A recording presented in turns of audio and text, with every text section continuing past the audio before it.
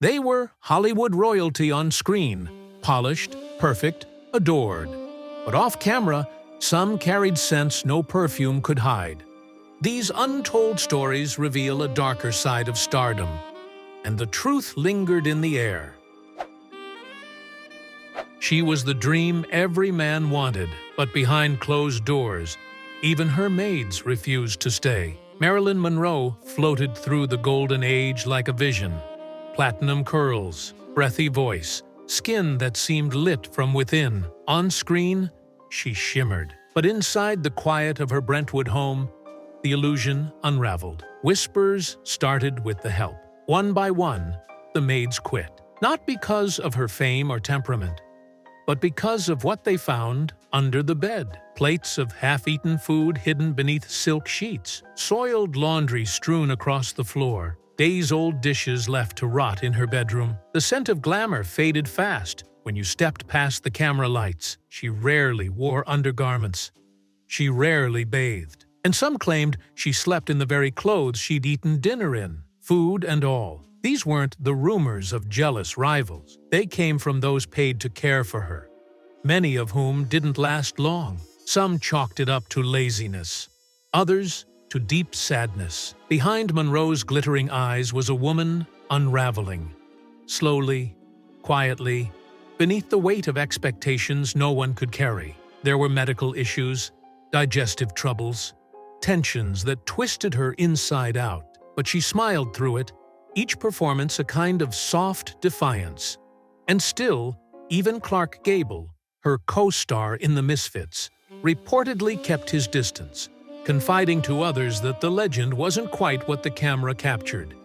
Yet, even in disarray, she was luminous. There was something painfully human about it all. The most desired woman in the world, unable to keep her world tidy. The studios never spoke of it, the press never dared, but those stories passed from housekeeper to neighbor, from assistant to biographer, until they stitched together a second image of Marilyn, one not draped in diamonds, but wrapped in worn pajamas and the scent of loneliness. In the end, her name became eternal, but the woman behind it was crumbling long before the lights went out. In 1939, as the cameras rolled on Gone with the Wind, Clark Gable was the king of Hollywood, but his co-star could barely stand to kiss him. Vivien Leigh, poised and radiant under blazing studio lights, often flinched before their scenes. The problem wasn't nerves, it was Gable's breath, rumored to be so foul that crew members whispered about it between takes. Off-camera, Leigh was said to discreetly dab menthol under her nose, just to mask the scent. No tabloid would dare mention it. Not then. Gable's image was too carefully protected. But behind the studio gates, the truth clung to the air like smoke. He wore dentures, and not the kind that fit well. Poor dental work, compounded by years of neglect and the limitations of pre-war hygiene, left him with a mouthful of secrets. The smell wasn't just bad, it was unforgettable. The whispers started small. First, it was makeup artists. Then, grips and assistants passed the story down like a fable of Tinseltown. No headlines, no interviews. Just knowing glances and quiet jokes behind wardrobe racks. And yet, none of it touched his fame. Gable remained the king, a symbol of rugged charm and irresistible masculinity. Fans swooned. Magazines gushed. But those who worked closest to him carried a different memory. One less about allure and more about reality. It's one of Hollywood's strangest ironies. The man known for the most romantic kiss in cinema history had a breath that nearly ruined the moment. Years later, long after his death, the rumor still lingers. It never became scandal, just a strange footnote in the story of a man who could do no wrong unless you stood too close. In the end, Clark Gable's scent faded, but the myth stayed. It's a reminder that even legends carried shadows, and sometimes those shadows had a smell. By 1959, Errol Flynn was no longer the swashbuckling icon. He was a bloated shadow, reeking of rum and regret. In his prime, Flynn was the stuff of legend. Sword in hand, smile like sin, he leapt across the screen in Captain Blood and The Adventures of Robin Hood with a reckless charm no one could replicate. Women swooned. Men idolized. But behind the velvet curtains of old Hollywood, the man who embodied adventure was quietly falling apart. When he arrived in Vancouver in his final years, the transformation stunned those who caught a glimpse. His once sculpted face was now swollen and lined. His clothes hung wrinkled, unwashed. A stale odor followed him, of old sweat, drink, and disinterest. The rugged hero had stopped pretending. Those who spoke to him then recalled the glazed eyes, the slurred jokes, the way he'd drift through hotel lobbies like a man only half present. Some claimed he hadn't bathed in days. Others said he didn't care to anymore, as if cleanliness itself was too much trouble. Years earlier, the studio machine would have buried every blemish. They'd have sent him to rehab, scrubbed him down, dressed him in pressed suits, and told the world he was fine. But by the late 50s, Flynn had outlived his marketability. He was no longer a star. He was a liability with a fading name. During the filming of Cuban Rebel Girls, his final project, the crew whispered about his odor between takes. One described it as a man who'd been camping in his own skin, but they kept rolling. The money was tight, the stakes were low, and the legend was fading fast. The stories didn't emerge until decades later, when old friends and assistants finally started to talk. They didn't speak with cruelty, just a kind of sadness, a kind of disbelief. Errol Flynn died that same year, at only 50, with his legend intact, but the man behind it long since gone. His smell, his stumble, his fall, they weren't just signs of neglect. They were proof that even heroes get tired. And sometimes, they stop trying to look clean. She was the platinum flame of 1930s cinema, but off-screen, Jean Harlow carried a scent no perfume could mask. In satin gowns that shimmered like quicksilver, she became the blueprint for bombshells. Men were mesmerized. Women copied her hair. But as cameras flashed and marquee lights blazed, few knew the truth hiding beneath the glamour. Joan was sick, and her illness had a smell. By her mid-20s, Harlow was battling a brutal condition, a kidney disorder that doctors barely understood at the time. Known then as nephritis, it flooded her body with toxins. Waste built up beneath her skin. And even when dressed in diamonds, she couldn't hide what lingered beneath. Her co-stars noticed. Makeup artists whispered. She bathed often, wore expensive fragrances, did everything the studio asked, but the scent remained. Ammonia. Something sharp, something unnatural. It clung to her under the hot, unforgiving lights of the soundstage. MGM panicked. Not publicly, of course. Never publicly. They tightened her press appearances, ordered photographers to keep their distance, and filled fan magazines with smiling photos of her at garden parties and polo matches. Behind the curtain, they masked the medical truth with carefully scripted lies. Her decline was rapid. During the filming of Saratoga, she collapsed on set. Her skin was pale, her breath labored. Clark Gable, her co-star, was said to be visibly shaken by her appearance. Less than 2 weeks later, she was gone, just 26 years old. Fans mourned the star, but few realized the cruelty of what she had endured.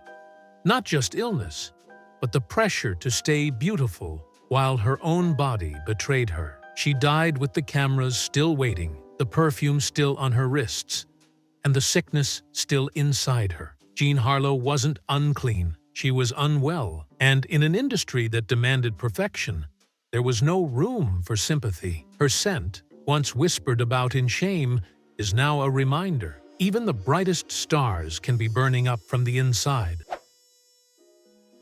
By the time Frances Farmer returned to Hollywood in the 1950s, she no longer smelled of perfume, but of sweat, sadness, and silence. Once hailed as the next Garbo, Farmer had it all: talent, beauty, and a fire the screen couldn't contain. In Come and Get It and Rhythm on the Range, she commanded attention with a raw, intelligent edge. But she wasn't built for the games behind the camera.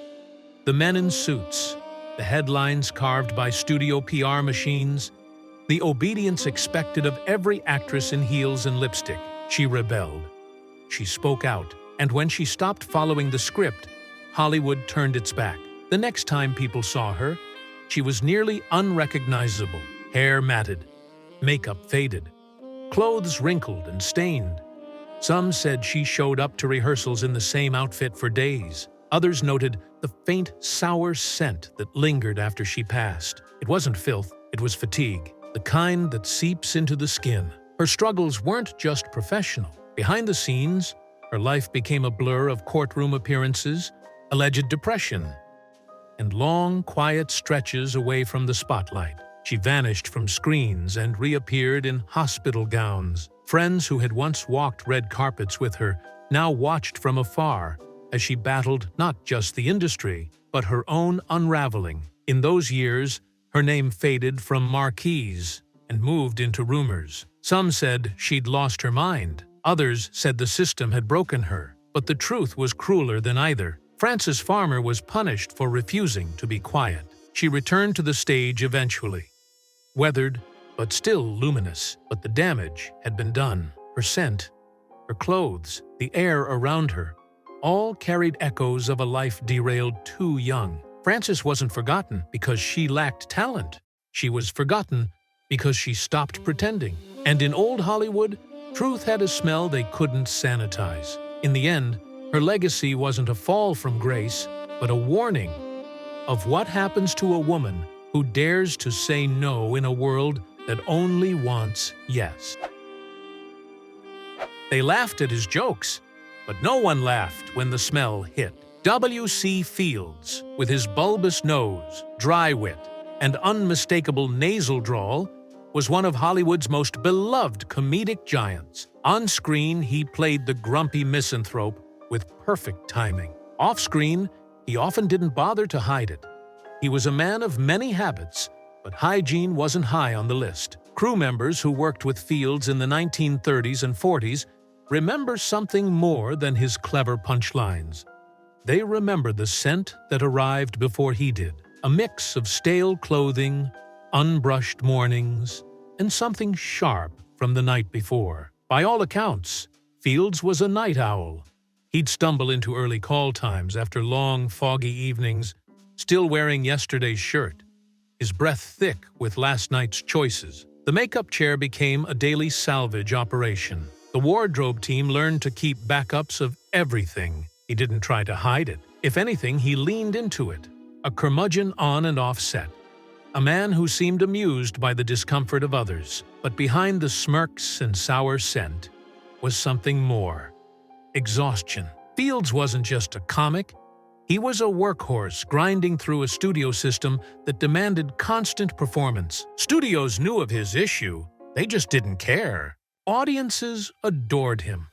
His films made money, and so long as the cameras captured the charm, the rest could be brushed under the rug or aired out quietly between takes. It wasn't until decades later that these details emerged in memoirs and interviews. No exposés, no scandal columns, just tired laughter from old crew members who remembered holding their breath when Fields passed by.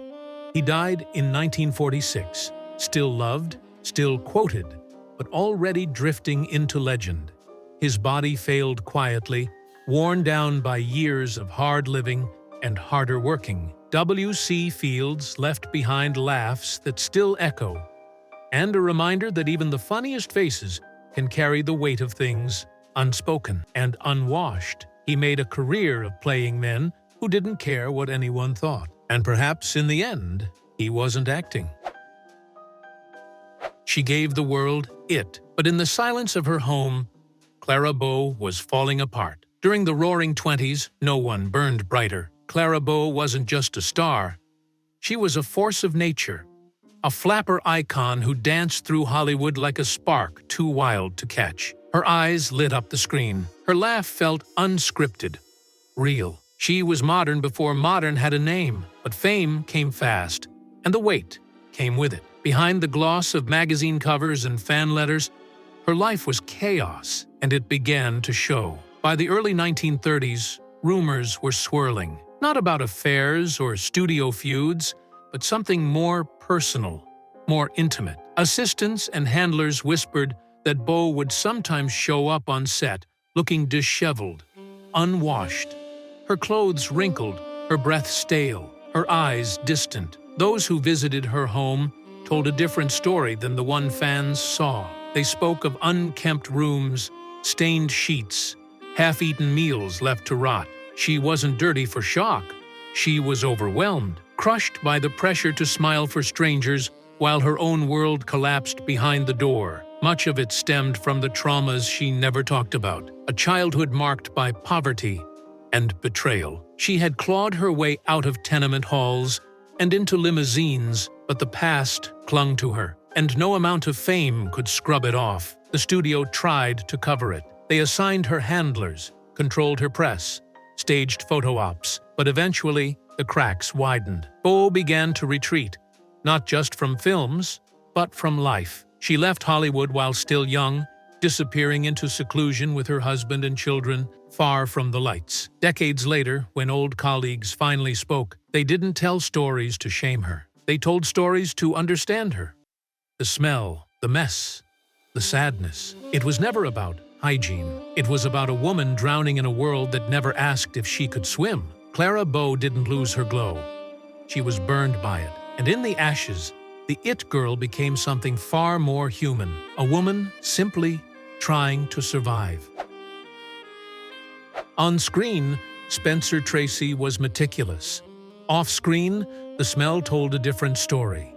He was one of MGM's crown jewels, a master of restraint and quiet intensity. In films like Guess Who's Coming to Dinner and Woman of the Year, Tracy brought gravity to every role. His performances were polished, controlled, precise. But behind the scenes, things weren't always as tidy. Makeup artists who worked closely with him remembered a strange contrast. In the chair, he was fastidious.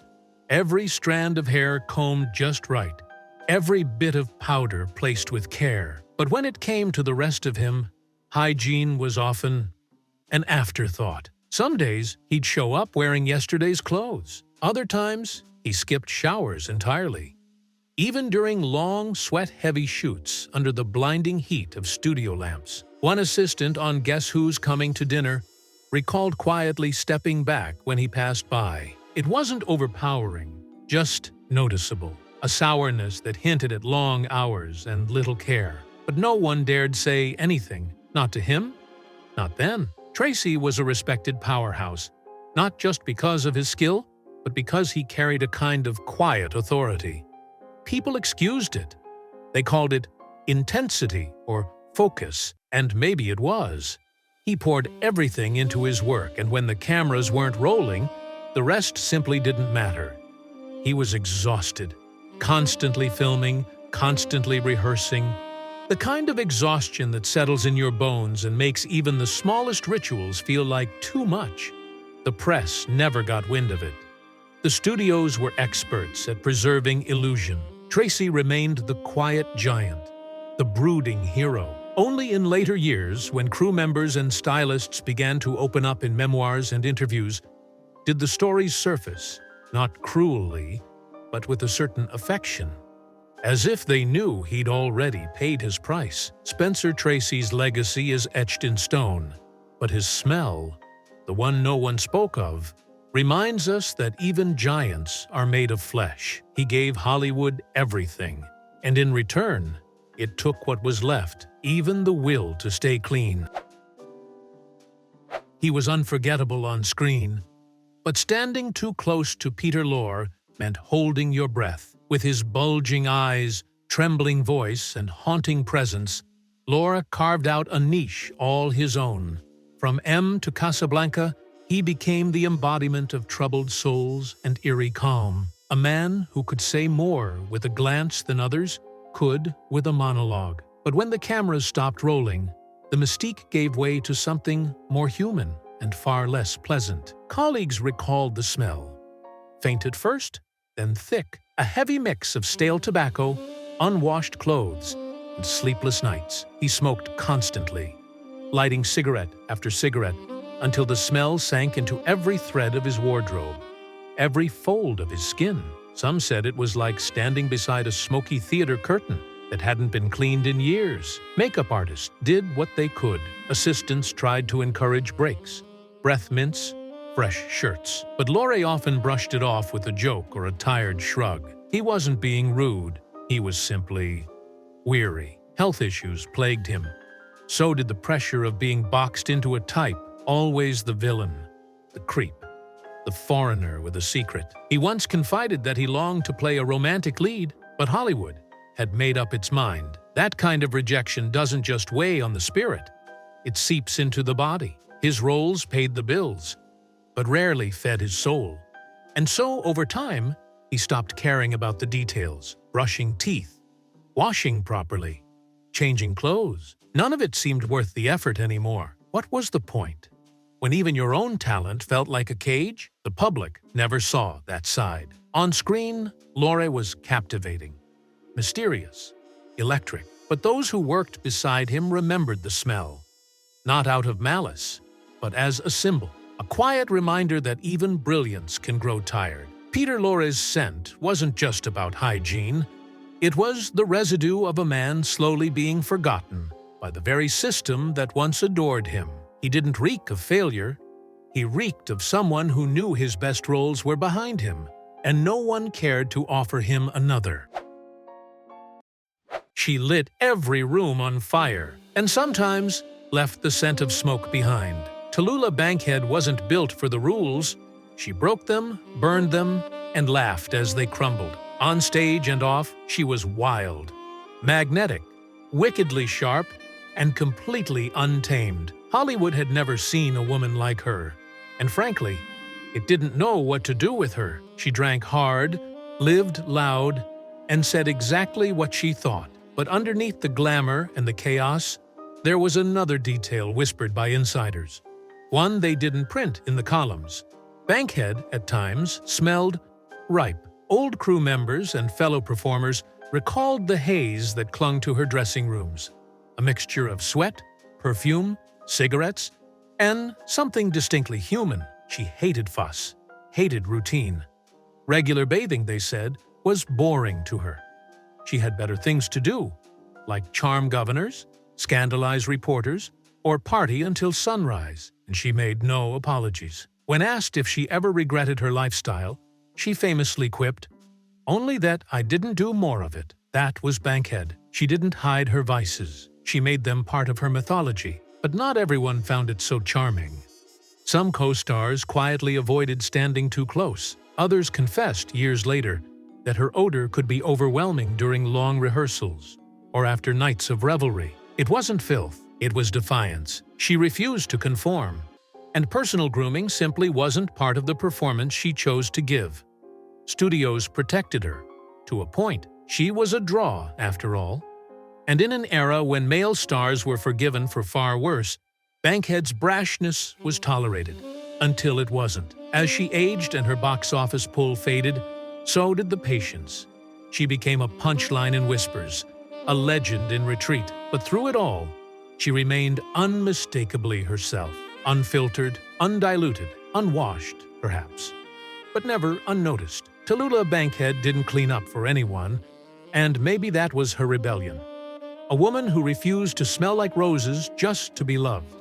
She didn't just break the mold, she shattered it, scent and all. And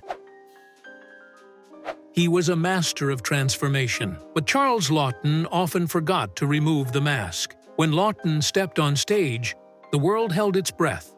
His presence was immense, his voice thunderous, his talent undeniable. From The Hunchback of Notre Dame to Mutiny on the Bounty, he disappeared into roles with such devotion that people often forgot where the performance ended and the man began. But there was one role he seemed reluctant to shed, even after the curtain fell. At an upscale cocktail party in the late 1950s, Laughton arrived still caked in thick stage makeup. the kind used to carve deep shadows beneath his eyes and exaggerate the lines in his face. A bit odd, maybe, but actors have their quirks. Except 4 days later, at another social event, he looked exactly the same. Same stiff collar, same dusty coat of pancake makeup, smudged and cracking like plaster beneath the lights. Someone gently pulled him aside. "Are you still filming, Charles?" they asked, trying to sound casual. He raised an eyebrow, almost amused. "No, dear boy," he said coolly. "Why do you ask?" When the friend pointed out the makeup, Laughton smirked. "Most observant of you," he replied, with a sly curl of his lips, and then walked off, untouched and unbothered. Was it forgetfulness? Pride? A private ritual? No one knew for certain. But it wasn't just makeup. Those who knew him well said he often carried with him a slightly sour scent. Not foul, but unmistakable, like sweat held too long under a wool coat, or grease paint that had become part of the skin. Not dirty, exactly, just unchanged. He lived in layers of costume, of character, of armor, and over time he seemed to stop peeling them off. The man who could become anyone may have forgotten who he was underneath it all. There was no public fallout, no tabloid scandal. The studios never reprimanded him. They needed him too much. But in private, whispers circled about the smell, the residue, the strange sense that Charles Laughton might have started living inside his roles and never quite stepped back out. He was a genius, yes, but even brilliance can grow heavy when it's never washed away. Some actors take off the mask. Laughton wore his to the end. Once, he was the most handsome man in Hollywood. By the end, John Barrymore smelled like the life he'd lost. In the 1920s, Barrymore was royalty. The theater adored him, and the screen worshipped him.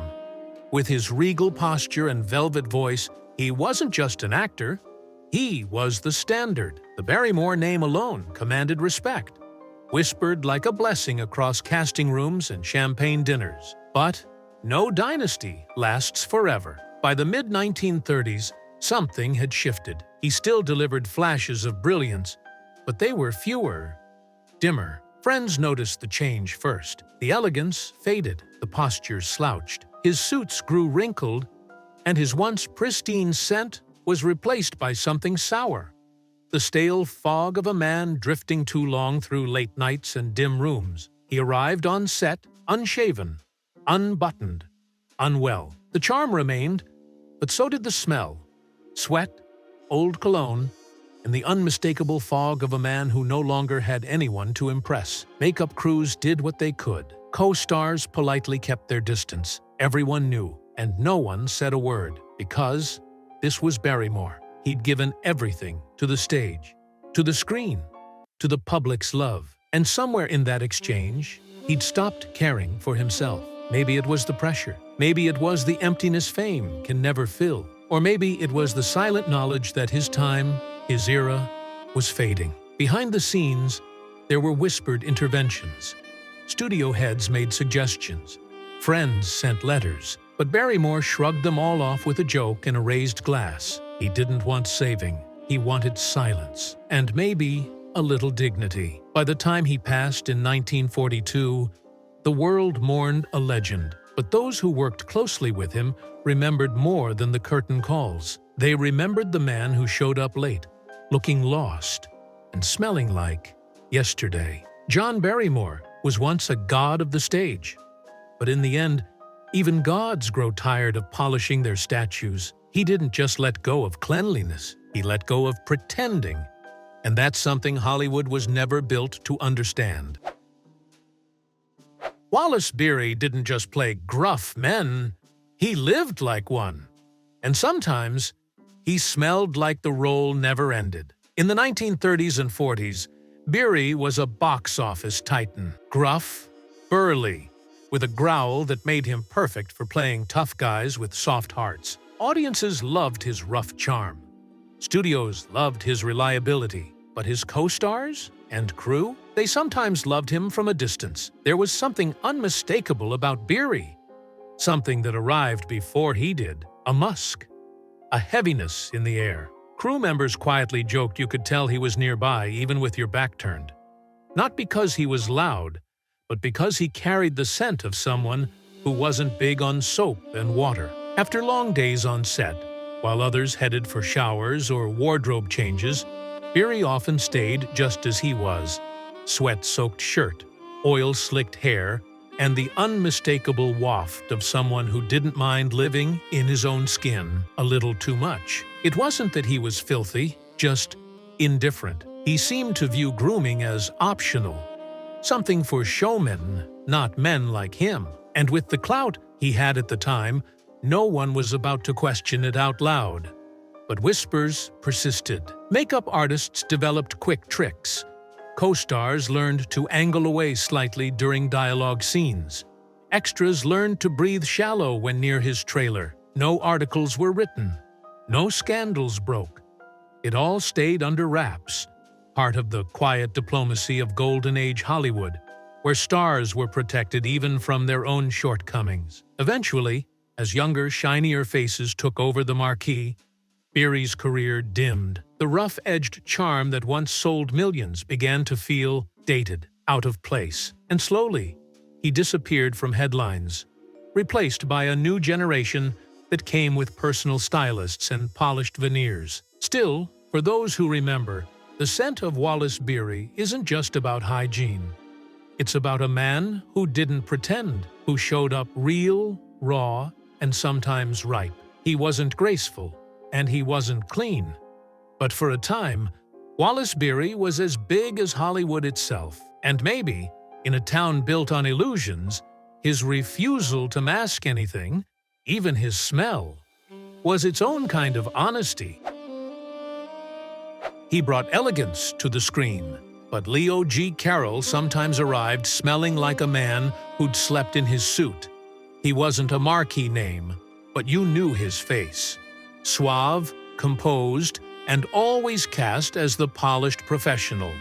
Whether it was a British general in North by Northwest or a psychiatrist in Spellbound, Carroll played characters who seemed above the mess of the world. Calm, refined, immaculate. But when the cameras stopped rolling, the truth was more human. Crew members and extras who worked with him told subtle stories. Never headlines, just fragments tucked between anecdotes that now and then Carroll would show up on set looking slightly frayed, not sloppy, but lived in, as if he'd gone straight from an overnight train ride to the director's chair. Same shirt, rumpled collar, a faint whiff of something musty, like cologne layered over an unwashed coat. It wasn't every day, but it happened enough to leave a quiet impression. Some chalked it up to long commutes and tight schedules. Others suspected he was just old-fashioned, one of those gentlemen who didn't believe in overwashing or fussing with modern hygiene routines.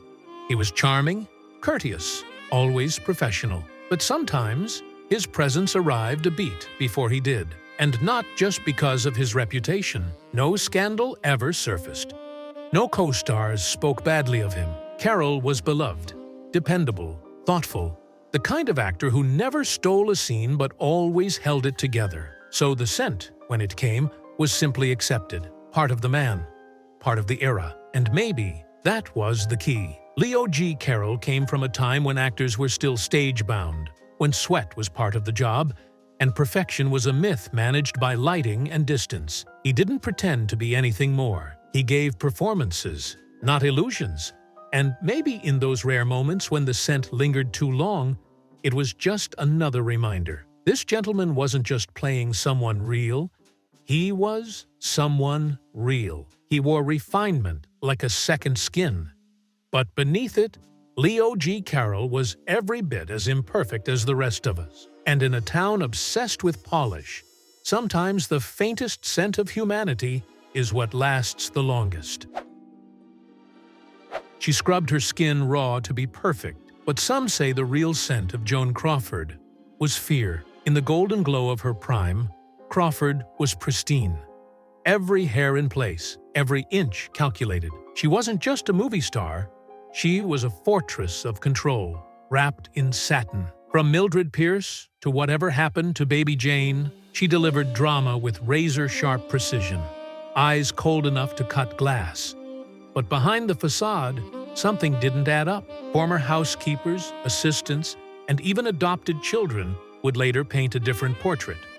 One not of dirt or disarray, but of obsession, a suffocating, sterile perfection that masked something deeper. Crawford reportedly bleached her skin, scrubbed with alcohol, bathed several times a day. Yet still, there were whispers of harsh chemicals, of thick perfume barely covering something more clinical, of a scent not born from neglect, but overcompensation. They say her bathrooms were stacked with cleaning supplies, not just for the house, but for her body. Cabinets filled with jars, lotions, antiseptics. The air in her dressing rooms didn't carry the warmth of a woman. It smelled like a hospital.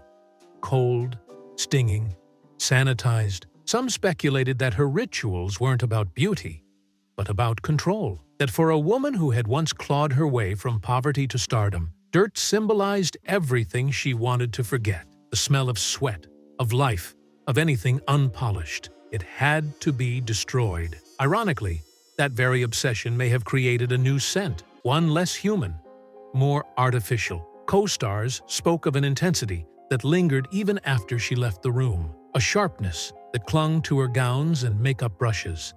Some called it glamorous, others unsettling. Her public image never cracked, at least not until years later. But by then, she had become a myth. The star who wiped down doorknobs, who demanded spotless sheets, who couldn't sleep unless everything, including herself, had been scrubbed clean. Joan Crawford didn't ignore hygiene. She was haunted by it, and in her quest to be untouchable, she may have cleansed away the very warmth that made her real.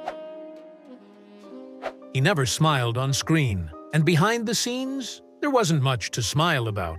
Buster Keaton was a marvel of motion.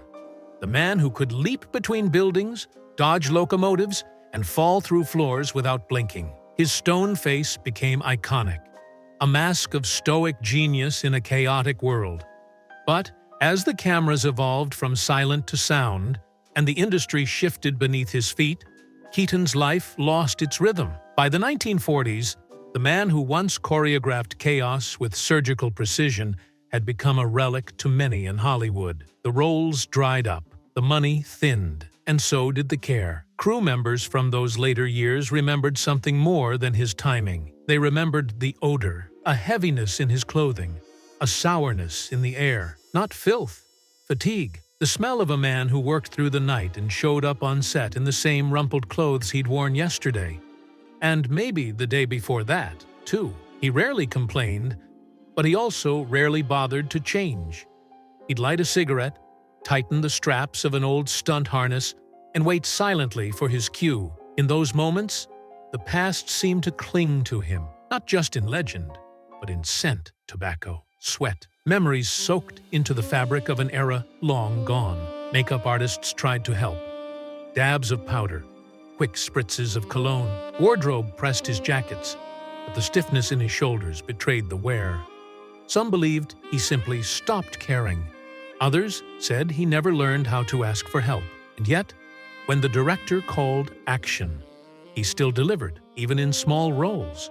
Buster moved with a grace few could imitate, but the smell lingered. Quiet proof that time had taken more from him than just his spotlight. He died in 1966, just as film historians began to rediscover his brilliance. Too late for a real comeback. Too late for a final bow. Buster Keaton didn't stink of failure. He carried the scent of someone Hollywood left behind while he was still standing in it. And in the end, the great silent clown spoke volumes, even through the silence of being forgotten. Once, her hair launched a national craze. By the end, Veronica Lake was cleaning hotel rooms under a different name. In the early 1940s, Lake was untouchable. With a voice like silk and that famous peekaboo bang falling perfectly over one eye, she wasn't just a star, she was a phenomenon. GIs pinned her to barrack walls.